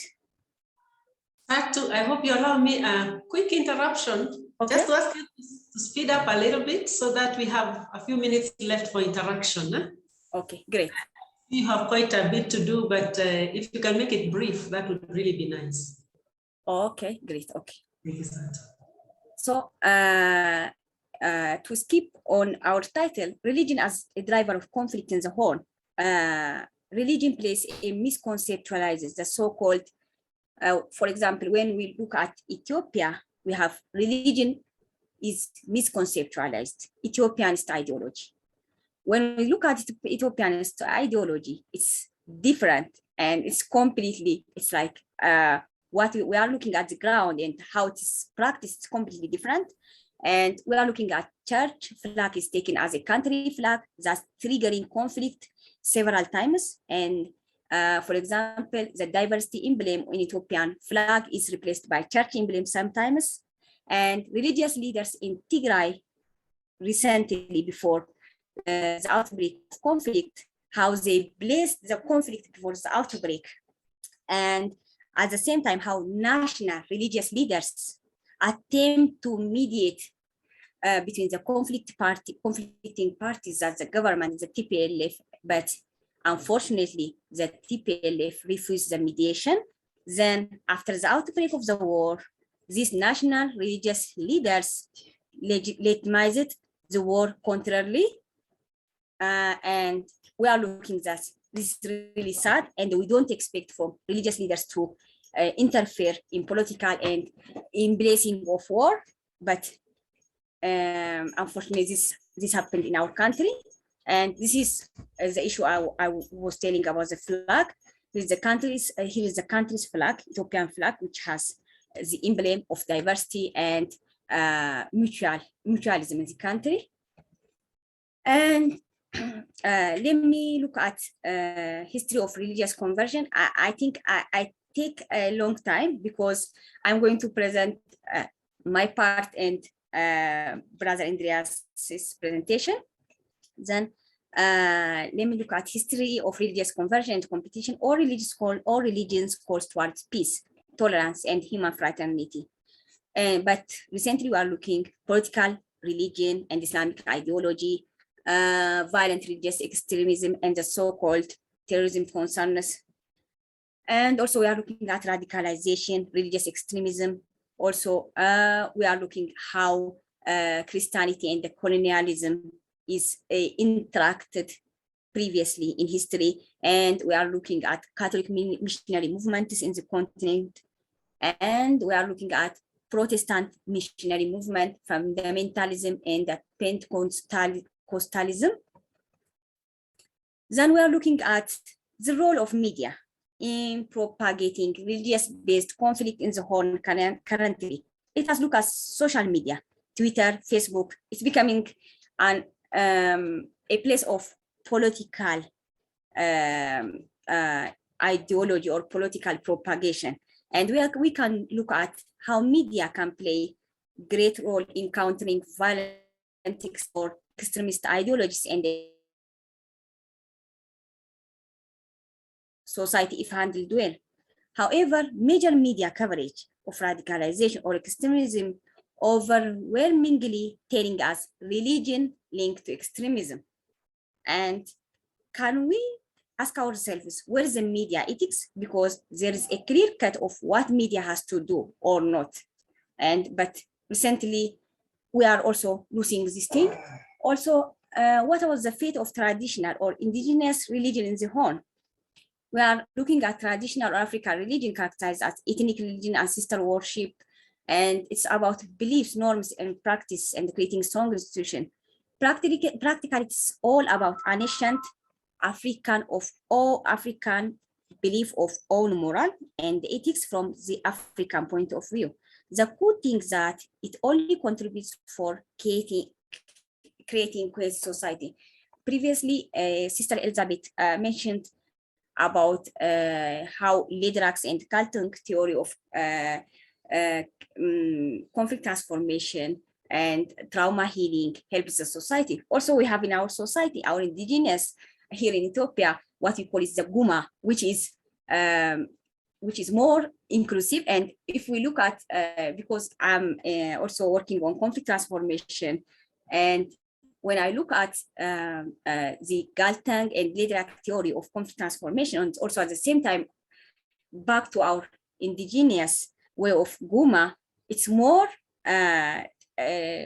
inclusive, it's more revenge tackling, it's more it has more trauma healing processes and reconciliation processes, and even it can lead to conflict transformation.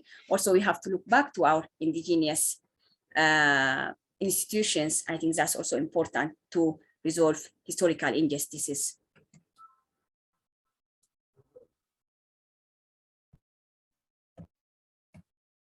Then I'm going to conclude the way forward to bring about social transformation in the Horn. When I look at that, the first point is revisiting communities' natural setting is something important. Rewriting history and correcting dominance narratives.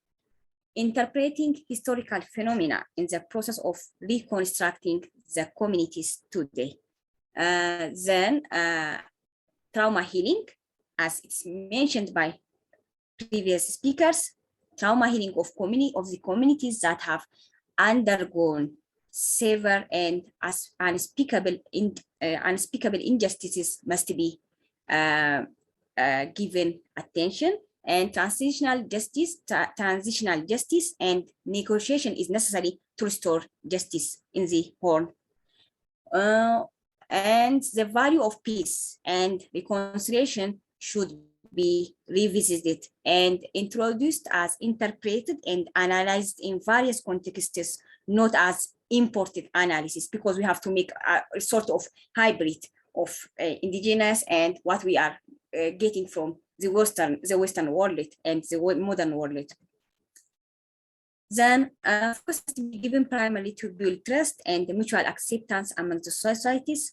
Also, using indigenous system, as I mentioned previously, can resolve inherent problems.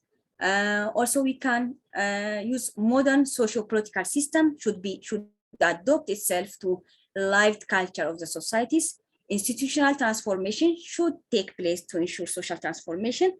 Also, what we are missing in Africa is neutrality of the religious leaders should be exhibited in religious institutions, because we have to have neutral religious leaders in order to have mediators, in order to have dialogue facilitators, and we have to be far back from bias as soon as possible as religious leaders in Africa. So the teachings of religion should focus on creating sustainability and social well-being in the whole. In conclusion, the role of internal and international powers should be a call for negotiation and mediation in the Horn. Inclusive dialogue should be undertaken in the Horn for trauma healing, transitional justice, implementation, and working for mutual interest. Neutral religious institutions or leaders, including indigenous institutions, should facilitate dialogues and peace talks. The Horn government should stop war and listen to majority views and minority rights. Okay, I think India's back. India's. Okay. Yes. Can you hear me? Yeah. My internet is not stable, but okay. I'll try to conclude. Perhaps you are there. Perfect. Please take the floor. Okay. Yeah. I hope the audience are listening to me clearly. Great. Okay, good. So as others have been presenting, in conclusion, I would just take the floor, as Sarto has been presenting as well. Ideological dominance should be balanced in the Horn. That has been our major challenge. And of course, others have mentioned that part, but we really seriously recommend that it has to be balanced, because one should not take floor to dominate others. In order to make sustainable peace in the Horn, media intervention should be again managed very well, because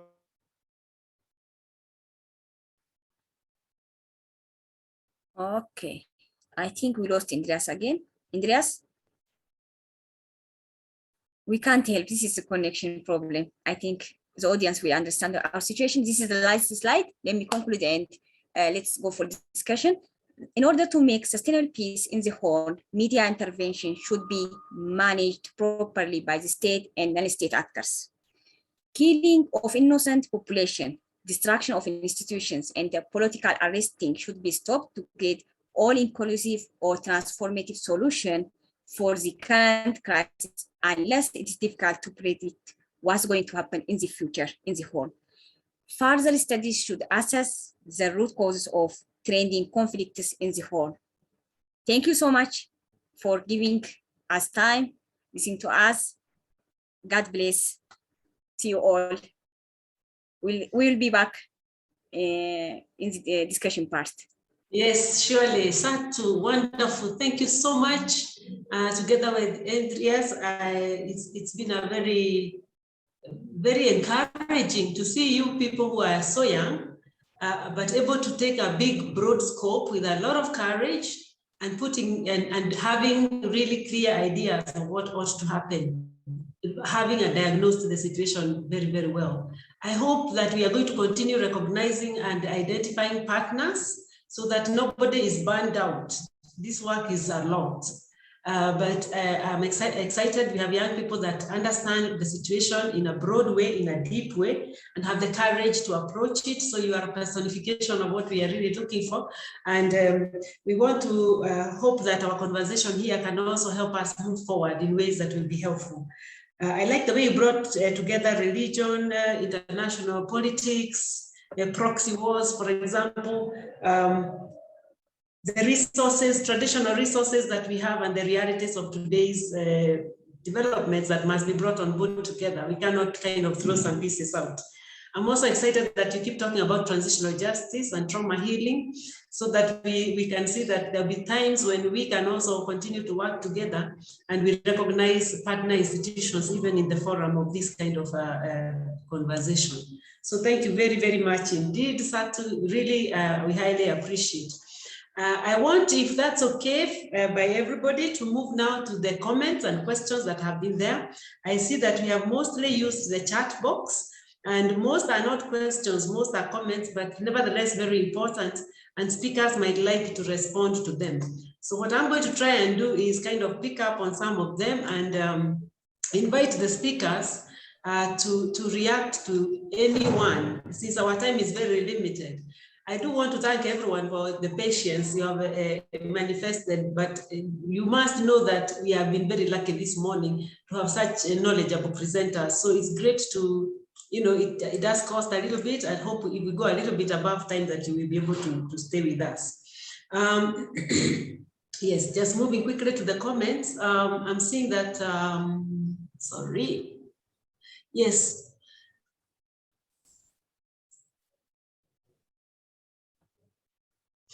That is Abdi Harun. He says that historical injustices is an issue affecting northern communities. I think Harun, we saw that it's affecting a lot more people than that. It's everywhere, it's literally. And I like the colonial masters introduced boundaries. This has real impact on the community peace. Great. So we recognize that. Any of the speakers is welcome to comment on any of this, but I'll continue reading the comments. But I'm just interested that the colonial masters was brought up in a number of courses, and now the question is there a way forward? And we have seen some indications. Abdi also says that he's currently managing a peace building program in Mandera County. Historical injustice and marginalization is a concern that pastoral communities are experiencing. The current government needs to do a lot on the marginalization. Youths, who are 70% of the population, are traumatized and at risk to radicalization. And someone did say that when people are very angry, they are actually much more vulnerable to radicalization, affecting the cross-border peace and reconciliation. I'll read one more.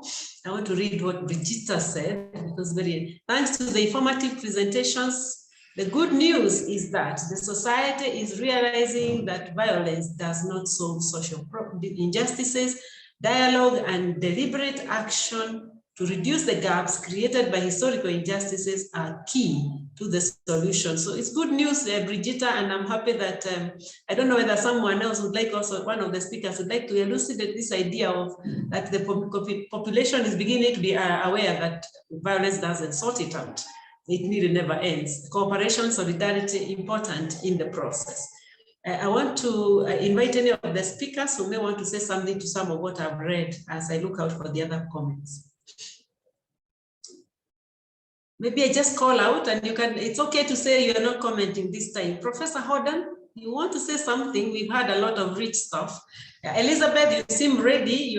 Your mic is open. You want to say something? Very brief. Yes, did you call me? Okay, let me have Elizabeth first. I'm sorry, Professor Hodden, I created the confusion. Sorry.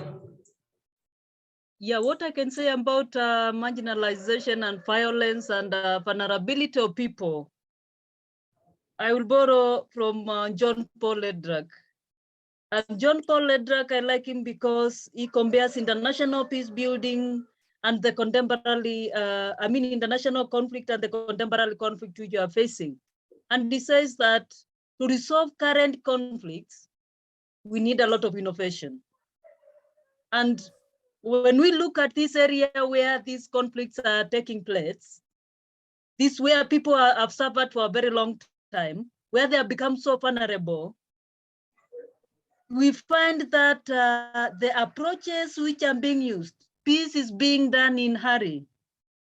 You find people are under pressure because donor want a report in a year, or maybe in 5 years. And I promise you that will not bring peace at all.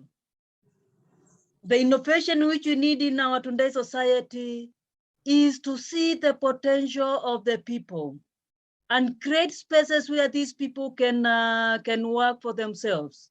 What are some of the innovation which can take place in that particular area where people can continue doing their own work?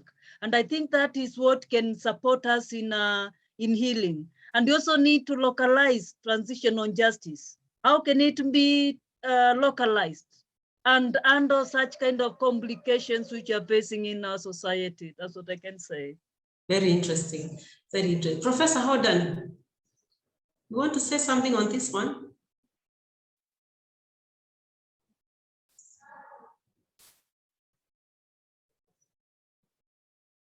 was muted. Hi, Dr. Juru, can you repeat the question? The internet's sort of buffering.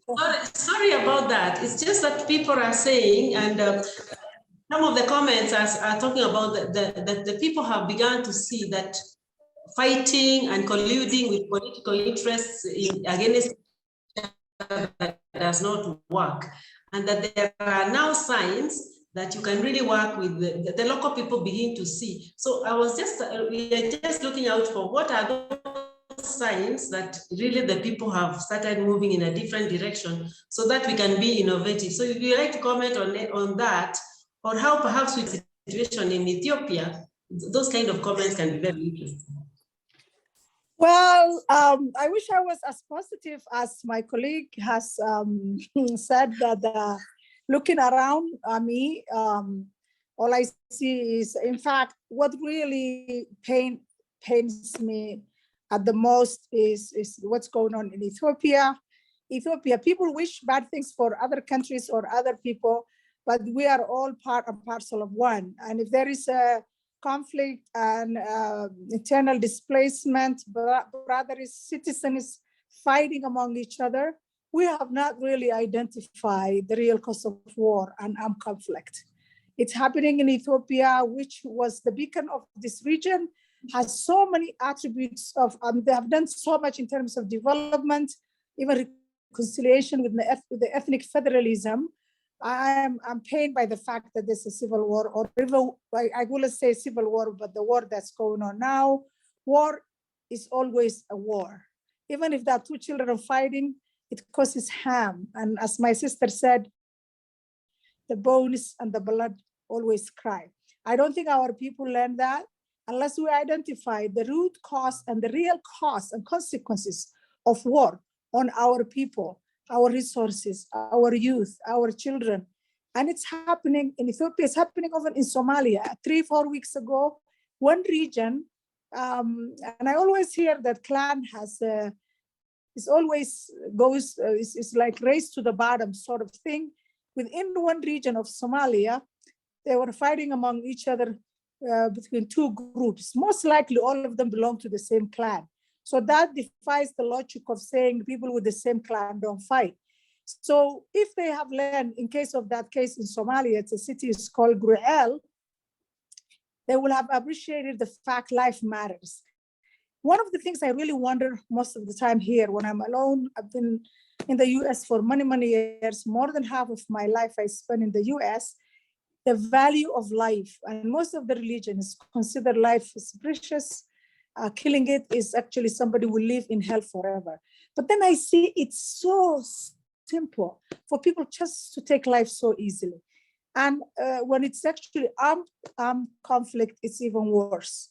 One of the observations I've made is that weapons are made in the West, but the consumption of weapons are the highest in Africa. We need to understand what the donors or the West are doing to our people. And it's happening every day, everywhere in Africa. It's a ticking bomb. Just something happens. An election is always where, even in America this year, we know what happened. So there might be some sort of a trend now, but we have passed that trend. I hope we pass. Africa should be a leading, not lagging in terms of what the conflict of armed conflict, election conflict can do to people, to the land, to all that stuff. So in my opinion, I would like to be positive, and naturally I am a positive person. But when I look at my surroundings in Africa, I see a lot of ticking bombs. And I think it's time to install warning systems and, and the triggers and time to identify. But unless we deal with issues of transitional justice and look at the causes and the consequences of war in the past, we will not be able to go forward in the future.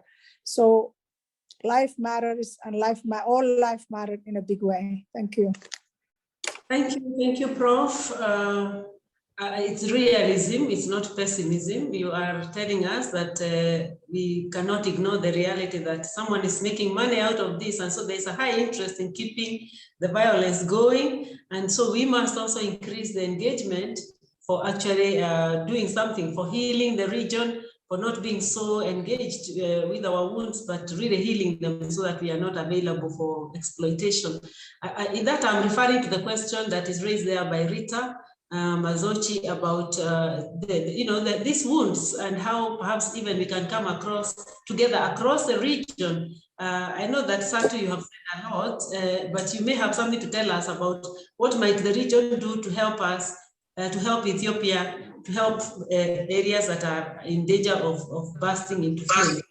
There is also a question by Martin Karigu, which is asking about how do we rebuild peace in places where people are so wounded, and how do we hold governments or accountable, politicians and governments accountable for their actions. So between Satu and Ibrahim, perhaps you would like to comment on either these two or any other of the comments. So I start with Satu and then I'll finish with Ibrahim.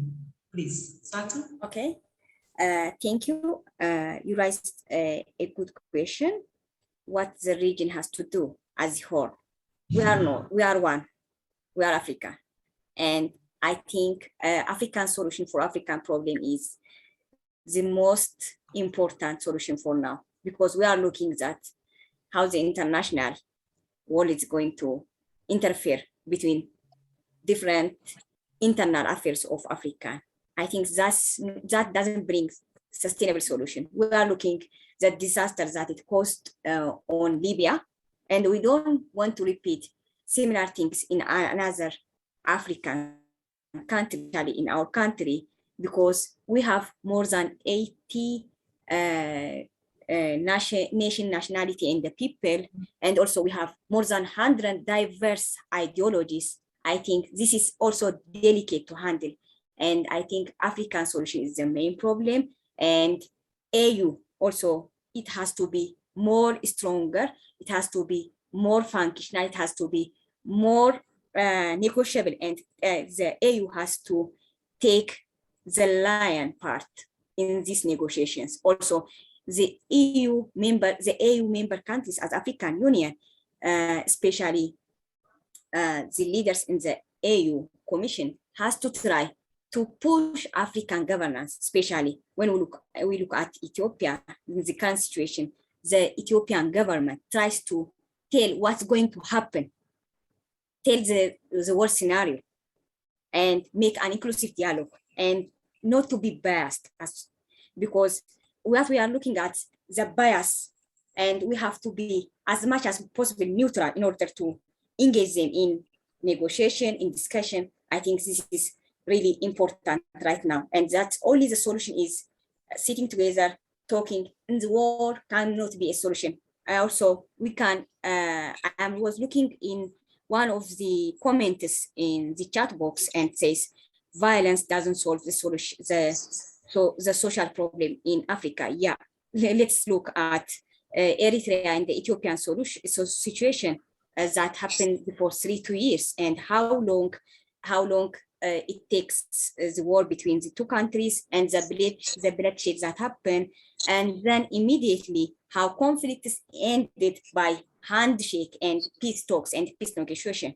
And this can be a good example, because we are not going to lose life, and we are going to have a bloodshed, and we are going to suffer from mass killing, mass rape, and social destruction. But finally, the issue is going to be and to be brought on table. So why we are killing each other?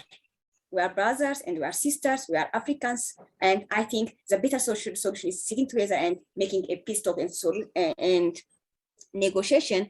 Also, I like to mention the issue that we are in a society that respect and love to practice what we have as our culture, we can say as our indigenous way of living, than practicing easily what we get from outside.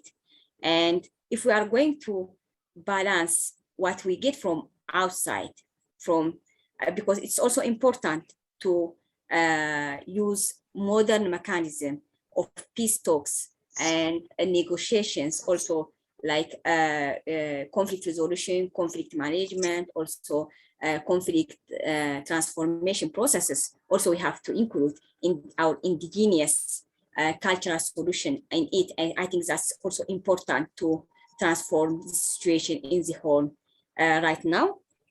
Also, we encountered in the last 3 years one important thing in our country, the Transitional Justice Commission. We established in 2008, at the end of 2018, Transitional Justice Commission was established here in Ethiopia. Then when the parties that were in conflict previously sit for reconciliation, they get confused. Some of the groups, especially between two groups that have two different ideologies in the council, they mention two things. They say, when are we going to start and from where? And they say, one group, they say from 150 years back in order to mix the trauma healing process. No, the other say, from the last regime, from the last 27 years. And the commission, it didn't go far. Then the negotiations and the trauma healing process stopped there. And now we don't have functional transitional justice commission in our country. Thank you, I'm done. Thank you, thank you. There's even a question there from Rita about what should the AU do, but I won't ask you to answer that, but I ask us to hold that in mind. I would also ask I'm going to give a moment to Ibrahim to give his parting shot in response to any of this, but there's also one more question, which in case there's a speaker wanting to address, it was Satu who said religious leaders should stay neutral. Yes, and we have seen a number of years now when they are no longer neutral or they don't seem to be available to be mediators. Is there a way to stay neutral while you are still doing pastoral work that requires supporting people, consoling people without kind of crossing lines? I'm trying to summarize the question. It's there in the chat box, but before we go there, or even as we go there, Ibrahim, your chance to give us a parting shot. Thank you. Sorry. Thank you, Ibrahim. Also, thank you very much. Mine is going to be very brief, and I'm going to look at the conflict, how we can address some of these things. I think some of the things that we have not looked at is the psychological dimension of the conflict, and some of the things that brings this issue is what Elizabeth did mention and what Sartu also did mention. Sartu told us the conflict in the Horn of Africa and within the situations in Ethiopia, the Tigray, the other communities, the Amhara, the Afar, and all these other things. And also in Somalia, whereby Professor Hodan very well explained the clan issue. I think at the individual level, which Elizabeth did mention to us, very interesting that young boy who is still having and harboring that his father was killed, and he carries on that, and also at the level of the community level, that the Tigray and the Amhara, or the Tigray and the Afar, or the clans in Somalia. I think one of the things that we must be able to address at the psychological point is ego. Are you able to have and overcome that ego, that I must revenge for my father, that we have been beaten by the Tigray, the Amhara feeling the Tigray defeated us, that one class has defeated us. Are we able to overcome that ego? And that ego is a very, very serious problem, not only in the Horn of Africa, but in the whole world as a whole. Remember that famous American president, George Bush, when he went on that ship proclaiming prematurely, mission accomplished. It was a very, very classic example of ego expression. We have defeated them. He stood there on that ship proclaiming to the world, mission accomplished. It was a serious ego problem. And I think we must learn how to go to the psychological level of ego and overcome ego. That, my friend, it's not bad enough to throw away your ego and say, yes, they defeated us, but that was one incident and life can continue better, rather than having the grudge that they defeated us, they killed 10 of ours, we only managed to kill 2 of theirs. So ego is something that we must address, and ego is a very, very bad thing. And as long as ego continues going within and amongst us, that Wairimu got the job that I went for the interview, incites ego. And I think we must be able to address the issue of ego and psychological feeling that it's not the end of the world. Thank you. Stop there. Thank you. Thank you very much. I want to thank you so much. That's a really important point that makes me think that we have to think of working in an interdisciplinary manner, because it's so much easier to say fighting, but there is really serious work to be done for this kind of things. As I asked whether there's a speaker wants to comment on the pastoral question, I also want to alert you that there are some resources that have been shared on the chat box. Feel free to pick up on them and follow through. So I want to thank Rita and Solomon for sharing those resources, as well as Kanini, who shared with us books and others. I want to, anyone wants to comment on the pastoral, the clergy, the religious leaders? I want to comment on the religious leaders, whether they should be, I think our religion is, in my opinion, peaceful. It's very personal. It's very communal. If religion is used in the right way, the way it came down from God, it can be used for anything. For us Muslims, our Prophet sallallahu alaihi wasallam was a statesman. He was a prophet. He was a compassionate, and he welcomed Muslims and non-Muslims in his territory. Now, I think the way, whether it's the digital world or whether the way the world is going, it's so polarizing, whether it's through religion, whether it's through clan, whether you name it, you can find anything you can divide among people. I think there has to be a system. We will keep, I am always for religion as it is. It has a structure, it has rules, it has regulations, and that's the way it regulates people is supposed to be written, and it's come from God. Governance itself is also part of those institutions. So I think if we were using the right interpretation of religion, there might be a working relationship between governance and the state and the religion.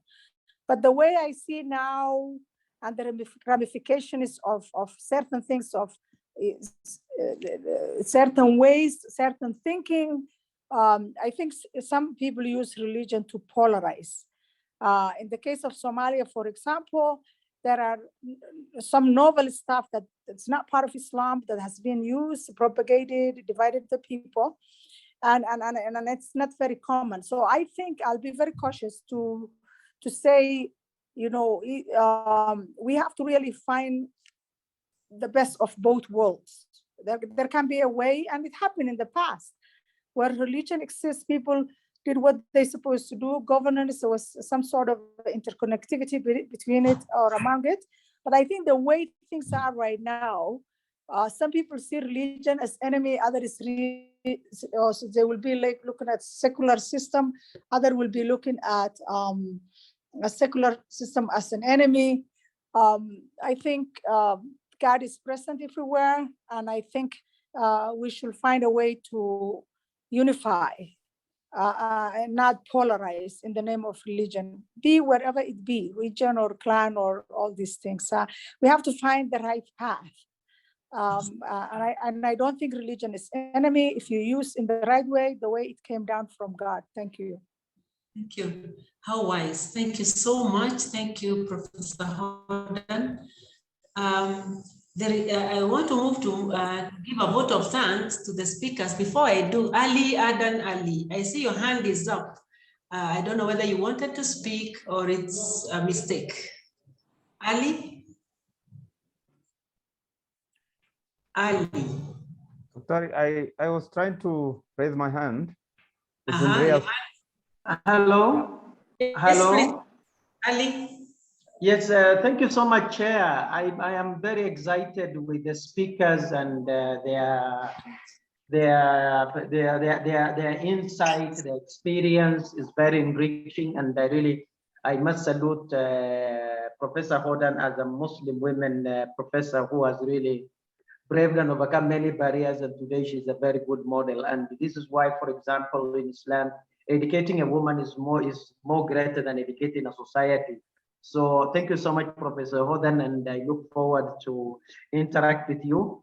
And then to Dr. Ibrahim, I wanted, is it the right time that the conservation in East Africa should be decolonized so that these historical injustices can be addressed? Maybe should be a challenge for universities to start decolonizing our policies, our practices, our education, so that some of these historical things can be addressed. Because it is too unfortunate that in Kenya, the TJRC report is still gathering dust in our parliament and also in our other government offices. But generally, I think what I want to end is I want to repeat actually the word of the Professor Hodan, where God Almighty has commanded Muslims that in order to overcome the difficulties and the grudge associated with keeping ego in ourselves, that can only be handled by doing good service, by treating somebody in a very good way, so that good treatment can replace the ego, the hatred, which my sister has just mentioned about, the crying blood and bones. So with this, I want to congratulate my strategic partner, Irdis, and Irdis of Tangaza University, who are very special people as far as Umma University research innovations and outreach affairs are concerned. And God bless you all. Thank you. Thank you, Prof. Thank you. We are excited also about our partnership with you. And thank you for making my work very easy by thanking Irdis for choosing such knowledgeable, committed, experienced speakers with a broad scope, giving us young people, men, women, and across the region, the Horn, in at least representative of many of the countries in the region. I highly commend Irdis for this. I highly commend our partners, and I want to really commend our speakers for today. You really served us so well. Thank you so much. Time is a limited resource, so let me hand back to Susan for the closure of this session and guidance for the next. Thank you very much.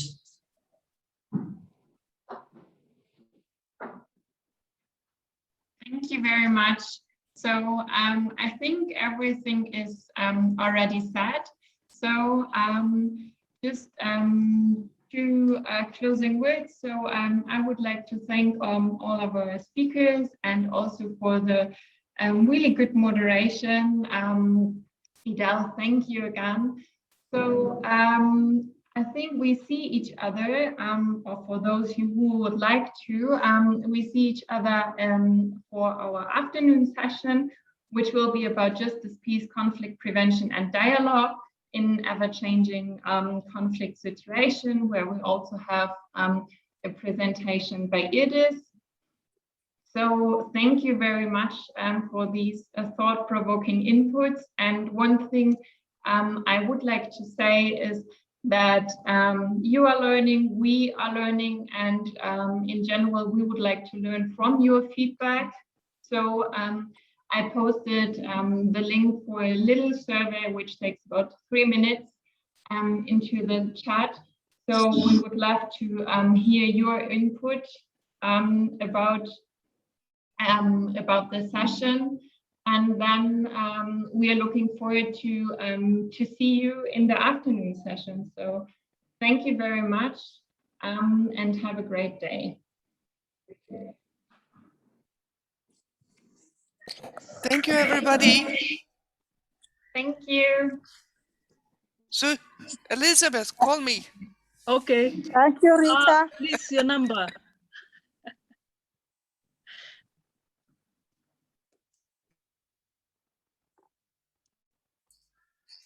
I sent it to you on the